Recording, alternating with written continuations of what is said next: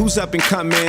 What's coming up? We talking television, film, entertainment and such. The hottest topics here we got. And we're back. We are back. Facebook, you saw the whole thing. Sorry about that. Hey guys, welcome back. Yeah. Industry Scoop with a very special guest, writer, producer, director, Shaun Mathis. Give it up to Shaun Mathis, guys. Yeah. Hey, Shaun, what's the name of your production company? The name of our production company is called Laconic Productions. LACONIC Productions. Okay, I that's thought a it was cool LA. name. I thought it was LA. I don't know why I thought LA. Like iconic with the L. No, it's French. We're waiting for Laconic. We're waiting for that LA call. But no, laconic basically means like straight to the point, no BS. Okay. Learned a new word today. Is that a real word? It is a real word. Okay, so I didn't know Our president, Justin of Laconic, who is not here right now, his father used to send him words every week in college, and this one stuck out to him.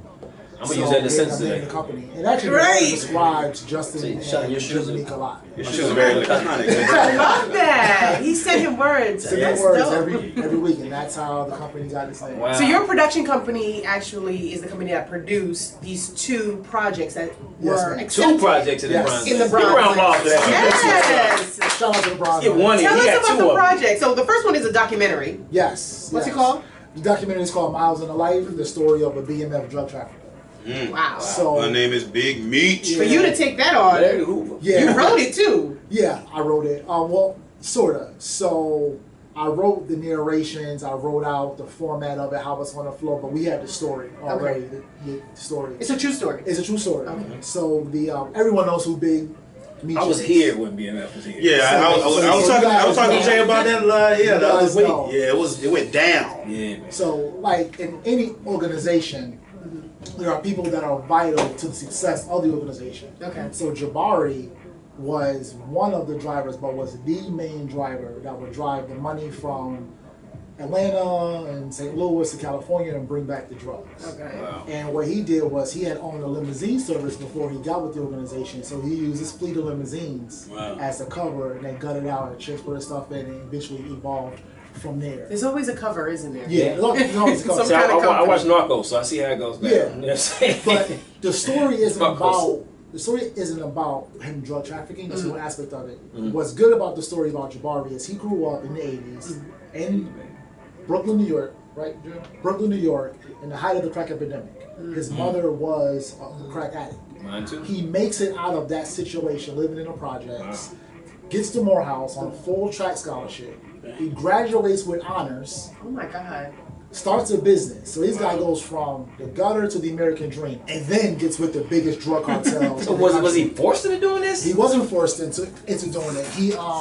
He liked driving. He liked cars, and he liked money and he liked the risk. He liked the risk. He saw an opportunity for him to make a lot of money at the time, and I guess graduating college and looking to a faster way to expand your business.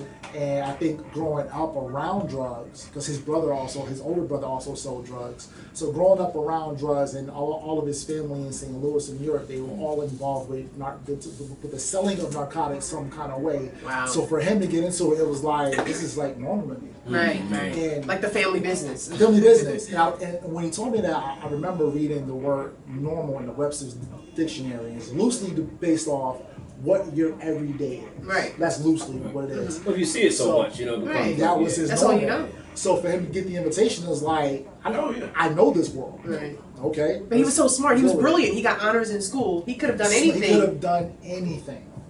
So he ends up serving his time. He gets How released. much time did he get? He got 5 years and change without snitching. I have to put that out there. He did not snitch, and that is confirmed by Meech. We did get permission from Meech to even do the story. Oh, really? Yeah, we were on the phone with him, and because him and Jabari still communicate. So he had to call him up. We had to get permission. What are we doing? Why we're doing it? This is the story we're telling. Okay, cool. We got the okay from Meech. So shout out to Meech for that. That's interesting because it's like you're an independent filmmaker. You Yes. just want to take on this big story. Yes, so I met Jabari. He was fixing my car. So after he gets out of prison, he starts a luxury car collision place. So 2 years ago, I get in a wreck, and I was his banker. And I had no idea his past. I was handling the funds for his company. Right. So I was his banker. So naturally, he's black, so black-owned business. I take my car to get it fixed through him. Okay. He gives me this book and was like, hey, read this real quick. Well, not real quick, but like, read this. I'm reading the book. His name is on it. Oh, you wrote a book. Cool. I go home and I'm starting to read, and I was like, what? And if you ever see Jabari, he's the squarest guy ever. This guy You wouldn't even know. This guy, That's the best cover right there, though. Yeah. And even like Meech and Bull and Thope, they described him back then as the nerd. Like he did not look like your average drug trafficker.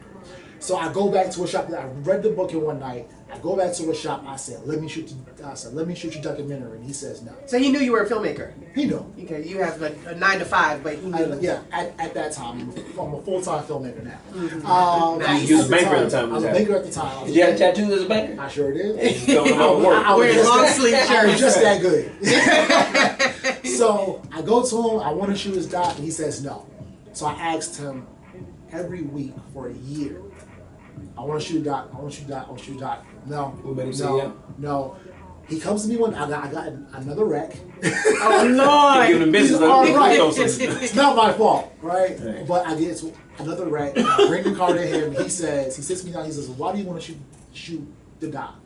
And I say, if I would have knew your past 2 years ago, I probably wouldn't have done business with you, and I would have been wrong. Oh. Just because you did something bad in the past, it does not Right. define the man that you Good are point, now. good point. The man that I have met Right. is the man that I'm going to do business with, and now that I know you now, I cannot judge you for what you went through. And I want people to understand, you know, I don't condone drug dealing and drug use, but I want people to understand what I did in my past does not define the man that you see today.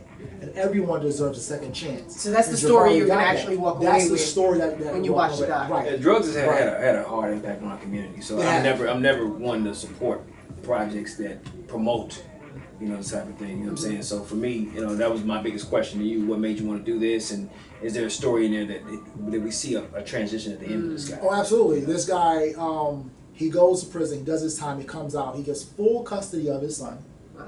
He now takes care of his father full time. That's Parkinson's disease. No hospitals. He does it himself. What's he doing for the community? He runs a successful business, and he has a non-profit called Choice Speakers, where men that transition out of prison, he helps them with resumes, he gives them clothes, he helps them find jobs, he helps them get on their feet. That's So that's what amazing. he's doing for the And community. that's what it says. And I That's think the story that we're going to tell. once you have that kind of stain of being in that life, I think for me, you're obligated at this point now to come back and fix, you know, Agreed. the lives Right. that were destroyed. Because, you know, one thing when you don't realize, and we talk about this all the time, but one person on drugs damages so many lives. Right. You know what I'm saying? So I personally know for a fact, you know, I was, like I said, I grew up in that lifestyle. I just didn't want, you know, I would never want to say it's okay in any way, shape, or form. So it's Right. good that he understands where he is now. Because we have to, like, people want to jail in our community as a badge of honor. What does this come from? That we have to now start saying, you know, so if we talk about what's going on in America right now, we need more black men to be the person he was before he went to jail. Right. You know what I'm saying? Before he got caught. That's why I asked you, was he forced to do this? He seemed like he was doing good for himself. Right. Yeah, he really was, and that's, you know. Only the mob come to you and demand that you got to be a part of his. Right. So you know, how do you Right. get from all of that Good. to where he got, and then what he got afterward? You know, Good. what he did afterwards. Right. And he employs some of his old members once they get out of jail. Oh. So he has I think 2 of them that currently work for him now. That's so really his nice. idea, he says, if we can do crime together, we can be legal together. Oh wow! So he could have. Isn't that a motto? Transition, right. He Yeah. could have Transition. come out, started his business, said I'm good, and did him, and left everybody else to think No. for themselves. But he didn't No. do that. Right. And that just talks to the character of Yeah. Jabari. That's why I wanted to Even probably when he was in it, you know, you got to think of all the strippers they helped get through college. But actually, it's funny. Hey, It's not in the it's a job. documentary, but we interviewed one of the owners of Magic City. Okay. And the stories he told about how much money those guys spent. Yo, When you live, I was in Atlanta. Man, no, we was here. We saw the giraffes in the club. man. It was one dude who carried Ridiculous. one dude with backpack and he just had money. The rest of them didn't even have They had money. money on them. They would put like Yeah, your average people dope boy carry would pull up in the club with in a Benz. It was Lamborghinis. It was all black. They all wore black. Come in the club, just shut it down. Shut it down. I mean, these girls are dancing on pitchers mounds of money. Yeah. Wow. I remember when they would come to the club, I would leave because I don't want to step on nobody's shoe. I said, if I step on shoe, I might be. They weren't that violent. They weren't really violent dudes until that one time.